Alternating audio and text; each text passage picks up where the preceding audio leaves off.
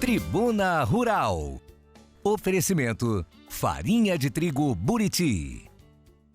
Olá! Sejam bem-vindos ao Tribuna Rural. Onde quer que você esteja, nós agradecemos a sua companhia. Em nosso programa, você acompanha os principais assuntos do agronegócio do Planalto Central. E hoje você vai ver, foi lançado oficialmente o Plano Safra 23-24. O governo anunciou 364,2 bilhões em recursos e 71,6 bilhões de reais para o Plano Safra da Agricultura Familiar. Aqui no Distrito Federal já começou o vazio sanitário da soja, que se estende até o dia 30 de setembro. Um grupo de mulheres do assentamento 1º de Julho, área rural de São Sebastião, está investindo na produção de galinhas poedeiras. Pegue o seu café, porque o Tribuna Rural está no ar.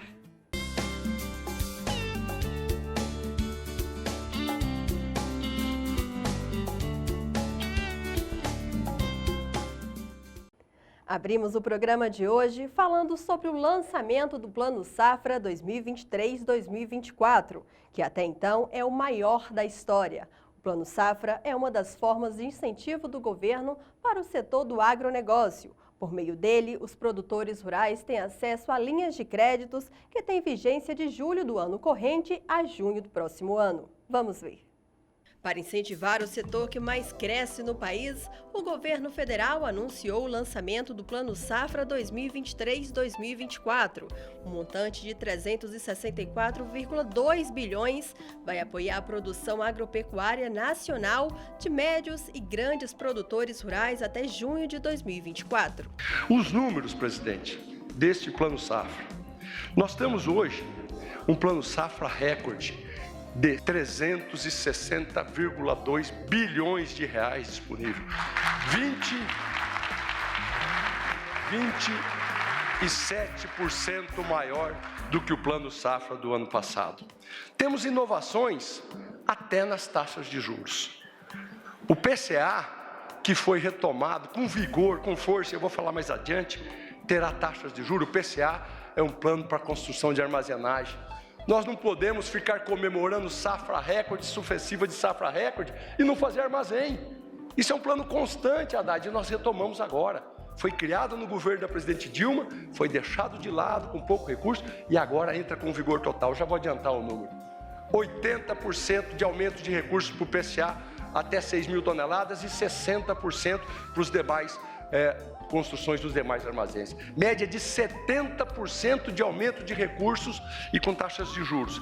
De 7%, conseguimos abaixar a taxa de juros, né? E de 7% para os pequenos e de 10,5% para os demais. O Moderfrota, por Pronamp, também tem uma redução de taxas de juros, que era 12,5%, são para os médios produtores, terá redução de juros e será de 10,5% para investimento em máquinas, equipamentos. É a parceria com a indústria, João, para que a gente possa incentivar e retomar os velhos tempos do presidente Lula estar aí, nós estamos juntos lá na AgriShow, anunciando mais investimento, crescimento, compra de máquinas, gerando emprego também na indústria. O Plano Safra visa incentivar o fortalecimento dos sistemas de produção sustentáveis, por meio de redução das taxas de juros para recuperação de pastagens e premiação para os produtores rurais que adotam práticas agropecuárias consideradas mais sustentáveis. Abro um parênteses para falar de sustentabilidade. O campeão de produção também é o campeão de preservação. Tudo isso que foi dito para a ministra Marina Silva, tudo isso que foi dito pelo Mercadante, foi dito pelo Haddad, foi dito pelo Alexandre, é esta que é a essência. Nós podemos e devemos produzir cada vez mais. Nós podemos e devemos intensificar a nossa produção. Nós temos 40, 50, 60 milhões de hectares de pastagens degradadas que são passíveis de conversão e começa neste Plano Safra as linhas de crédito para esse incentivo. Calcário, financiamento, o BNDES, o Banco do Brasil, todos os bancos vão poder oferecer linhas de crédito para a gente continuar crescendo, mas preservando e combatendo o desmatamento. Nós queríamos dar 2% de prêmio, várias áreas, mas vamos começar com 1%, não é isso, Rui?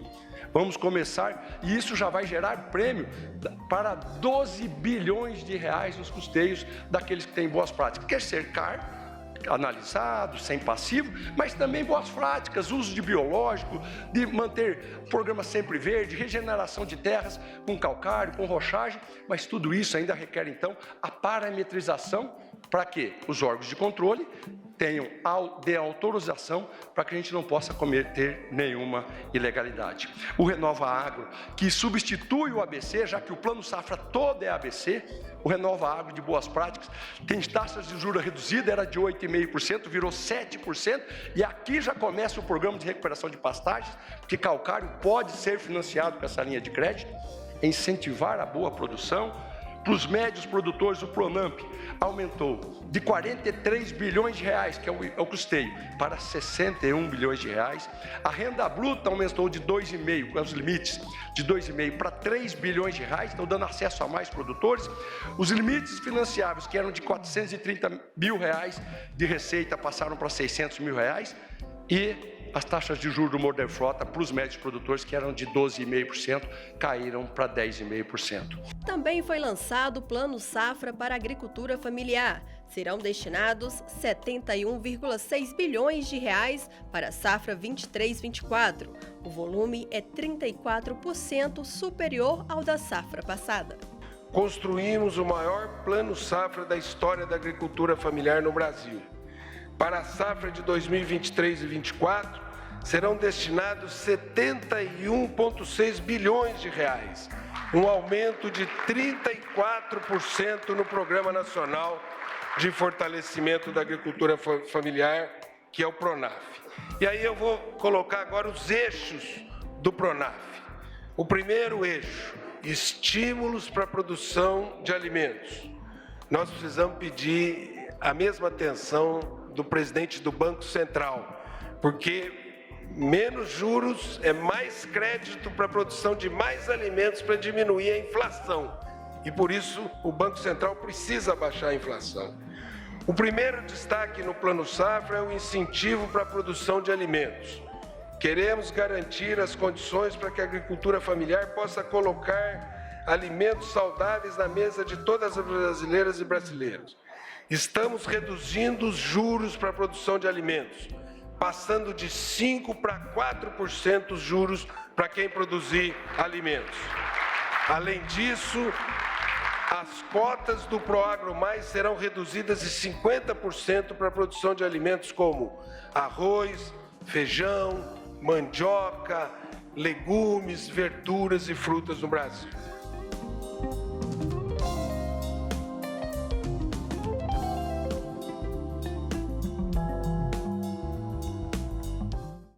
Os produtores rurais precisam desse incentivo para viabilizarem a produção no campo. O vazio sanitário da soja é o período contínuo de 90 dias em que não se pode plantar e nem manter vivas plantas da oleaginosa nas lavouras. E aqui no Distrito Federal, essa medida começou no dia 1º de julho e vai até o dia 30 de setembro. Vejam. Aqui no Distrito Federal já começou o vazio sanitário da soja desde o dia 1º de julho e se estende até o dia 30 de setembro. A ação é necessária para evitar a propagação da ferrugem asiática, uma das principais doenças que atinge a soja. A Secretaria de Agricultura ela já baixou uma portaria em que nós determinamos que não possam haver nem cultivos e nem plantas vivas de soja no Distrito Federal durante todo esse período, nos mais de 86 mil hectares que são cultivados com a cultura aqui. Essa medida ela visa prevenir principalmente a disseminação da ferrugem asiática, que tantos prejuízos podem causar aos produtores. E o mais interessante é que os próprios produtores do Distrito Federal eles buscaram a manutenção dessa medida, como uma forma de prevenir e até diminuir o custo com o uso de fungicidas na próxima safra, por conta da disseminação que com plantas ativas essa doença poderia ter. Então, preocupado com os mais de 900 produtores de soja do Distrito Federal, que totalizam mais de 86 mil hectares plantados, é que o governo do Distrito Federal, por meio da Secretaria de Agricultura, determina o vazio sanitário a partir do dia 1º de julho. O período de vazio sanitário pode ser ocupado com as culturas de safrinha. Ademar é produtor de grãos na região do Padef e em sua propriedade, a área que na primeira safra era destinada ao plantio de soja abre espaço para o sorgo, entre outras culturas. A princípio, quando começou lá atrás o vazio sanitário, o que a gente pensava? O cultivo da safrinha não era tão intenso. Mas aí o que acontecia? Um custo a mais, a soja vai nascer, a gente não fazia o plantio da safrinha e aí teria esse custo a mais para estar controlando essa soja que nasce, né? Depois, com o tempo para cá, as sojas com variedades bem mais precoces, a gente começou a estar fazendo, depois da soja, a safrinha, chamada safrinha. Então a gente entra com sorgo, entra com o milho, entra com a aveia. Então todas são culturas que facilitam esse controle da soja. O próprio herbicida que a gente teria que usar para matar a folha larga, matar as ervas daninhas, a gente já controla a soja também. Quando o assunto é o prejuízo causado pela ferrugem asiática, o produtor sabe bem e, por isso, entende a importância de cumprir o prazo determinado pela SEAGRE-DF. No começo a gente teve um prejuízo, né? Vamos dizer, deu uma quebra um pouco de safra devido à ferrugem, justamente mais no início, quando começou, se não me engano, foi na segunda safra, e por produtos que ainda a gente não sabia qual produto que funcionaria melhor para esse controle, né? Então foi aplicação em época errada, o produto errado, né? Então já tive prejuízo com a ferrugem. Acho que é um benefício para todos nós produtores, né? A gente consegue eliminar, vamos dizer, a ferrugem nesse intervalo, né, de entre safra da soja, né? Então esse controle é muito importante, né? Para não quando a gente chegar lá no início da safra de novo do plantio da soja, a gente já ter foco de ferrugem no início. E eu falo sempre assim, quando a ferrugem entra, é mais difícil controlar. O importante é não deixar ela entrar.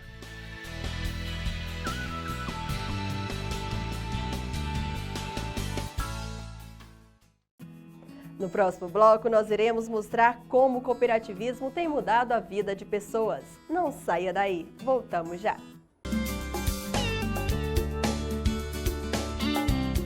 Produzida totalmente nas terras do coração do Brasil, pela Cooperativa Agropecuária da região do Distrito Federal Copadef. A farinha de trigo Buriti tem sabor e aroma inigualáveis, que são a expressão perfeita da qualidade que vai desde o plantio do trigo até a sua mesa. O moinho da farinha Buriti segue os mais rigorosos padrões de seleção e processamento. Tudo para oferecer uma farinha de trigo de excelência perfeita para massas, pães, tortas e doces. Experimente e comprove. Farinha de trigo Buriti, orgulho dos brasilienses, sabor de qualidade para a sua mesa.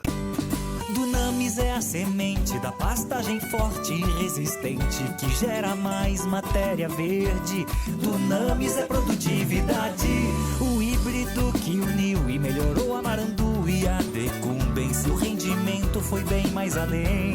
Dunamis é lucratividade, rendimento superior com alta capacidade, tem nome. Pensou em pastagem forte, pensou Dunamis. Dunamis é poder. Dunamis.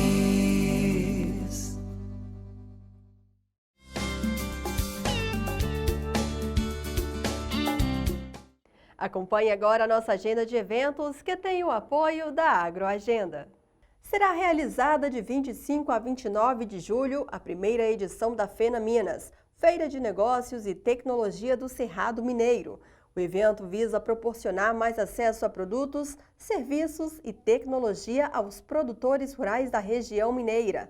A FENA Minas acontece em Patos de Minas e é uma realização da Cicobi Credipatos e do Sindicato dos Produtores Rurais. De 3 a 7 de julho será realizado o primeiro Simpósio de Ciência do Solo, que tem como objetivo abordar as diferentes áreas da ciência do solo. O evento é uma realização do PET Agronomia em parceria com a Universidade Federal Rural de Pernambuco.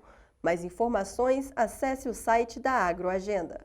O 16º Congresso Nacional de Bioenergia será realizado nos dias 5 e 6 de julho em Araçatuba, São Paulo. O evento reunirá profissionais de usinas e destilarias, fornecedores de cana-de-açúcar, cientistas e pesquisadores dos principais centros de pesquisa em cana-de-açúcar, açúcar, etanol e bioeletricidade do Brasil. Serão 2 dias de muita troca de experiência e aprendizado. No primeiro sábado de julho é celebrado o Dia Internacional do Cooperativismo, a doutrina que traz como propósito a mudança do econômico-social por meio da coletividade. E nesta reportagem nós iremos mostrar como a Sentcop, Central de Cooperativas de Trabalho de Materiais Recicláveis do DF, tem feito a diferença na vida de pessoas. Acompanhe. Cooperar é contribuir e trabalhar em conjunto em prol de um propósito em comum. E foi com esse objetivo que a Central de Cooperativas de Trabalho de Materiais Recicláveis do Distrito Federal, Sentcop, foi criada em 2006. Atualmente, 21 cooperativas de catadores de materiais recicláveis estão ligadas à Central, que juntas somam mais de 1.000 cooperados. A Sentcop é uma central de cooperativas. Hoje essa central tem 21 cooperativas filiadas. Ela foi iniciada em 2006 com a pretensão de fazer a comercialização em conjunto dos materiais recicláveis. Mas, de fato, a comercialização só começou, em 2020, quando a gente inaugurou esse complexo integrado de reciclagem que fica aqui na Estrutural, em dezembro de 2020. Hoje, dentro do complexo integrado, trabalham 11 cooperativas, são em torno de 400 catadores ativos. Desses catadores, 78% são mulheres. Todos juntos aqui, eles trabalham por uma só intenção, que é a questão do material reciclável e da contratação com o governo. Então, eles unindo, eles têm mais força dentro do governo e mais reconhecimento. Acredito que com a cooperativa, estando nesse grupo focalizado, eles têm mais reconhecimento, principalmente para a sociedade. E no âmbito governamental, todos são dono da cooperativa, o lucro vai para todos. Hoje, toda a cooperativa aqui, as 21, tanto a Sentcop, tem uma gestão, é uma organização, mas a lucratividade vai para todas e a luta, o bem comum, que é o material reciclável, todos estão juntos. As cooperativas de reciclagem resgataram catadores que trabalhavam no lixão a céu aberto e proporcionou a eles melhoria na qualidade de vida. Um exemplo disso é o Sinomar, que viu sua história mudar por meio do cooperativismo. Sou catador desde 1984 e em 96 eu tive a oportunidade de participar da primeira associação de catadores. Nessa época eu trabalhava no lixão. Já no intuito de fechar o lixão, resolveram montar uma associação, que hoje se tornou cooperativa. Hoje ela é a cooperativa Apicor, lá na Ceilândia. E aí eu tive a oportunidade de participar dela. Então, assim, de lá para cá, para mim houve muitas mudanças, mudanças mesmo assim, pessoais. Do lixão, caí já como vice-presidente da minha cooperativa, que a gente montou lá para o fechamento do lixão. Quando eu cheguei na cooperativa, aí acabou o meu mandato, aí fui reeleito. Aí fui reeleito como diretor financeiro, daí já tive de começar, aí já comecei a mudar, aí pensei, vou ter que voltar para a escola. Aí voltei a estudar, terminei o ensino médio, graças a Deus. Hoje a minha renda ela é 100% retirada da cooperativa. Cooperativismo, eu achei ele muito forte por causa da união. Quando você fala assim, cooperativismo, que você junta eu e mais 100, ou você junta eu e mais 1.000, que no nosso caso aqui, eu represento hoje em torno de 1.000 pessoas que faz parte da mesma rede que eu faço. Então isso tem uma força muito grande. E fora o conhecimento que traz junto com a gente, do dia a dia. Hoje eu sei de políticas sociais que eu não sabia antes. Eu sei o que a gente pode correr atrás, eu sei onde que a gente pode ir, eu sei que as portas que a gente consegue abrir quando a gente se une, entendeu? Então, assim, para mim é só conhecimento mesmo. A gente manda para Minas, manda para Goiânia, manda para São Paulo, manda para vários outros estados. Mas a nossa maior comercialização ainda é aqui em Brasília. A gente recicla hoje em torno de 1.000 a 1.300 toneladas mês, varia dependendo do mês. Sandeci também faz parte de uma das cooperativas que trabalham dentro do complexo da Sentcop e nos fala sobre a satisfação de fazer parte dessa grande família. Eu vim pra cá em 99, aí trabalhei dentro do lixão em 99. Aí, 4 anos pra cá que foi mudando de governo, aí botaram a gente pro galpão. Pra mim transformou, porque apesar de não ser um salário mínimo, mas me ajuda bastante, porque nós não temos uma renda fixa, né? Às vezes nós recebemos R$1.000, R$800, mas pra mim tá bom, é melhor do que desempregada. igual muitas pessoas moram na rua. Essa renda me ajuda muito. Eu tenho meus filhos, 2 filhos que estudam no colégio, ajuda para me comprar uniforme, assim, roupa, assim, comida para eles ir para a escola. Inclusive eu sinto falta no final de semana, no sábado e domingo, que não dá para mim vir para aqui, para a cooperativa. E através da cooperativa eu tenho muitas colegas, que é um grupo, e é tudo na paz, assim, na união, entendeu? É um ajudando o outro. Sinto muito feliz aqui, dentro da cooperativa.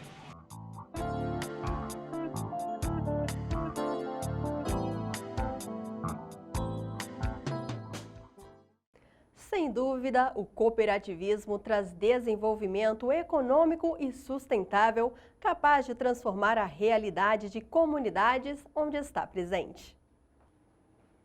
Vamos agora para as principais notícias do agro. A safra de trigo do Paraná foi estimada em recorde de 4,56 milhões de toneladas, alta de 30% ante a temporada passada, segundo o levantamento do Departamento de Economia Rural. A colheita de café do Brasil da temporada 23-24 atingiu 45% do total até o dia 27 de junho, em ritmo mais acelerado que o visto na mesma época do ano passado, mas abaixo da média histórica para o período, informou a consultoria Safras e Mercado. No próximo bloco, nós iremos falar sobre a criação de galinhas poedeiras. Não saia daí, voltamos já!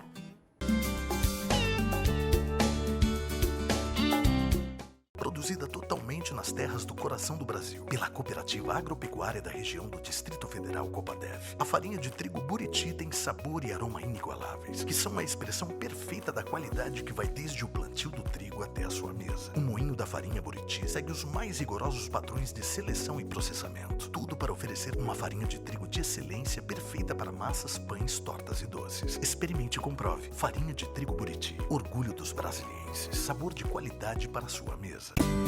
Dunamis é a semente da pastagem forte e resistente que gera mais matéria verde. Dunamis é produtividade, o híbrido que uniu e melhorou a Marandu e a Decumbens. O rendimento foi bem mais além. Dunamis é lucratividade, rendimento superior com alta capacidade, tem nome. Pensou em pastagem forte, pensou Dunamis. Dunamis é poder. Dunamis.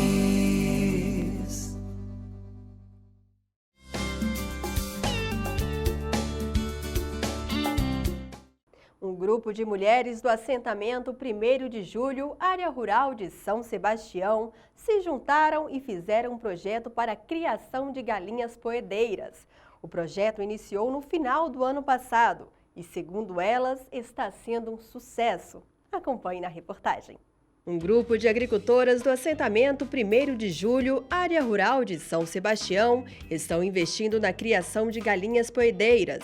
Dona Tânia foi uma das primeiras a abraçar o projeto, que começou no final do ano passado. Como eu disse, tinha o projeto da padoca, da nossa cozinha de biscoito, uma agroindústria que a gente ia montar aqui no assentamento. Então o Pedro da Imaté sempre vinha falando comigo, faz um galpãozinho, porque você vai ter os ovos para a sua produção de biscoitos, vai ter os ovos para poder vender para os seus clientes, E assim eu fui me enrolei com outras coisas e não fiz, E quando foi agora, a gente teve um curso do projeto do negócio Certo Rural, aí foi onde que eu acabei caindo na ficha que a produção de ovos para mim seria mais fácil, Então foi aí que a gente começou a trabalhar em cima desse projeto. No início nós iniciamos com 6 produtores, Agora estamos já indo para 9 produtores. Temos os outros que entrou agora, nessa outra remessa, que compraram os pintinhos junto com a gente. No início do meu projeto eu trabalhava fora para poder sustentar as primeiras pintainhas.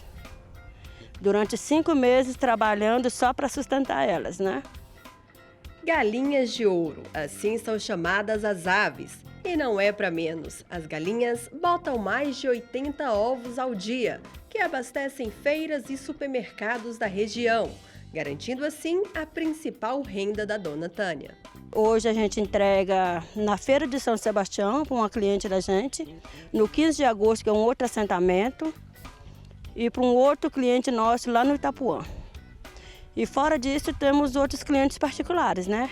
Que são nossos amigos que procuram. A primeira vez eu comprei 100 pintainhas, agora eu comprei 150. Antes eu saía todos os dias de manhã, chegava à noite.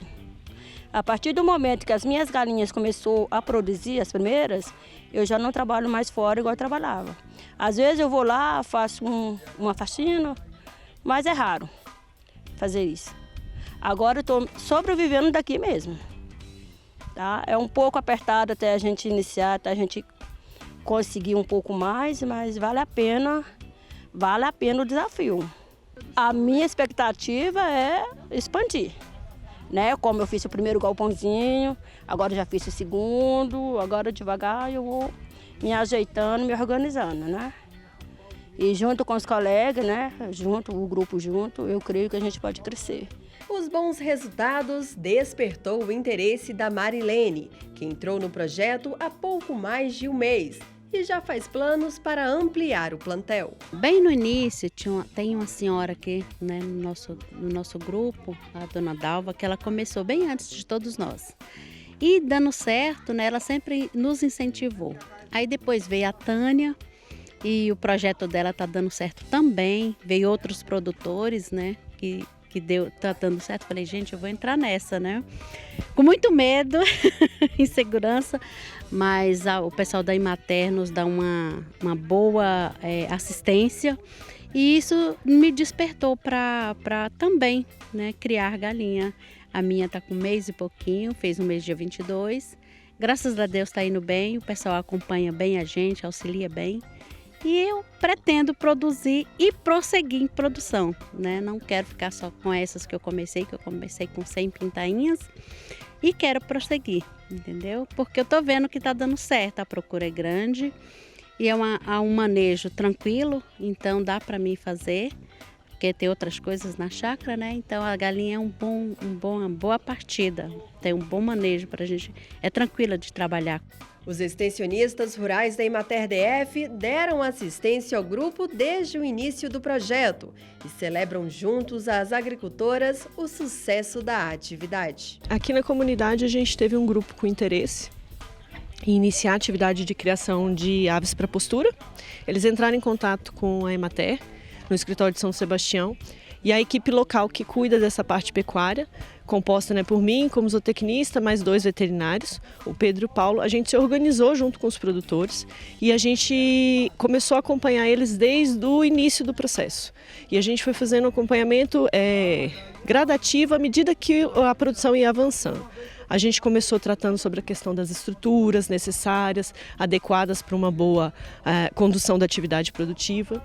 Assim que os animais chegaram, a gente começou a fazer um acompanhamento individual, com uma frequência bem boa, assim, às vezes semanalmente, quinzenalmente, indo na propriedade para fazer todos os ajustes necessários para que a atividade conseguisse fluir de uma maneira bacana. Então a gente vinha, fazia os ajustes de pesagem dos animais, ajustava a quantidade de ração, ajudava eles no manejo sanitário e tudo, para poder garantir que a atividade tivesse um bom resultado, que é o que a gente tem conseguido hoje. Eles estão conseguindo conduzir a atividade de uma maneira muito legal e tendo resultados produtivos e econômicos positivos. Isso reflete na comunidade, que tem feito o interesse crescer cada vez mais.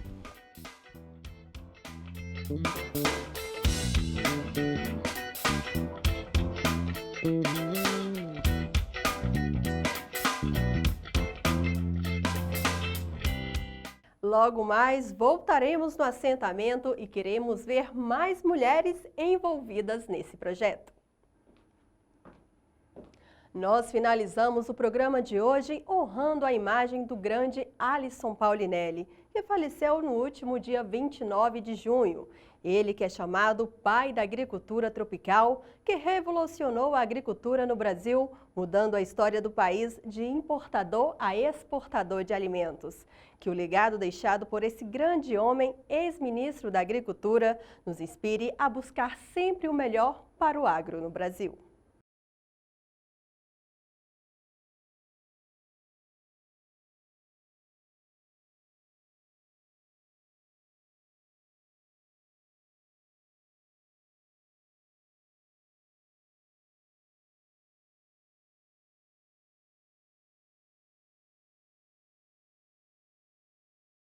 Tribuna Rural. Oferecimento: farinha de trigo Buriti.